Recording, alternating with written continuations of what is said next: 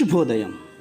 Global బెతేనియా Calvary ministry తరపున ఈ పునరుద్ధాన యొక్క దినంలో మరొకసారి మీ అందరితో కూడా కలుసుకుని దేవుని యొక్క పరిశుద్ధమైన మాటలు ధ్యానించడానికి దేవుడు నాకు ఇచ్చిన మధురమైన అవకాశాన్ని బట్టి నేను దేవునికి ప్రత్యేకమైన వందనాలు తెలియజేస్తున్నాను.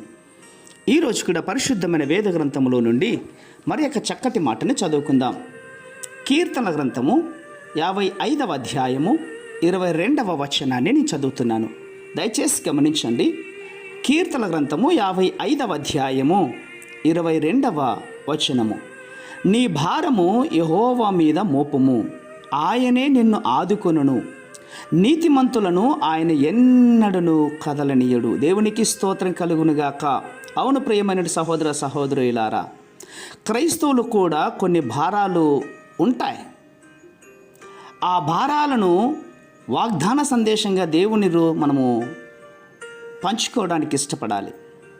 ఒకరి భారాలను మరొకరు భరించడం మంచిదే.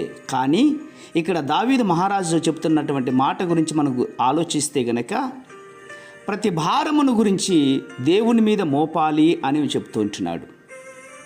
అవును, అలాగే ప్రతి భారమును ఒకరికి ఒకరు మోపుకునే దానికంటే కూడా దేవుని మీద మోపినప్పుడు నీ భారము తేలికవుతుంది. నీవు మోయలేని దానికంటే భారం నీ మీద మోపడు. అయినా కూడా ఆ ఉన్నటువంటి భారాన్ని దేవుని మీద వేయాలి. నా ప్రియ సహోదర సహోదరులారా, ఏదో ఒక భారం మనం భరించక తప్పదు. కానీ ప్రభు మీపై మోపినటువంటి భారాన్ని తిరిగి ఆయన మీద మోపండి.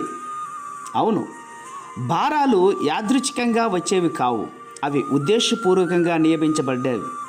ఈరోజు మీ జీవితంలో మీరు అనుభవిస్తున్నటువంటి భారాలు ఆయనకి వ్యతిరేకంగా మీరు చేసినటువంటి పాపానికి ప్రతికూలంగా వచ్చేవే తప్ప తక్కినటువంటివి కావు.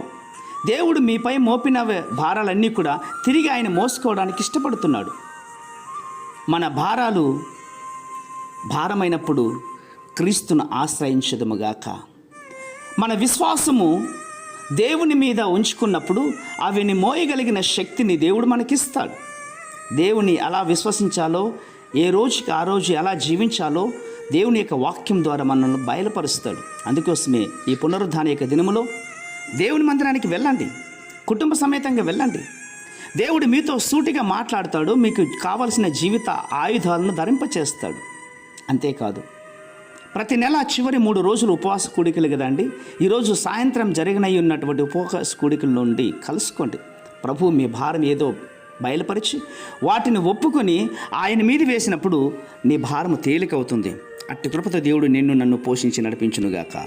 ప్రేమ నమ్మకమైన మా ప్రియ పరలోకపు తండ్రి, నిజమే నాయనా, మా భారములన్నీ కూడా మీ మీద మోపమని మీరే సెలవిస్తుంటున్నారు తండ్రి. మేము నీతిమంతులుగా జీవించేటట్లుగా ప్రభా ఈ రోజంతా కూడా మా కాపుదల భద్రత మాకు ఒదిగించండి.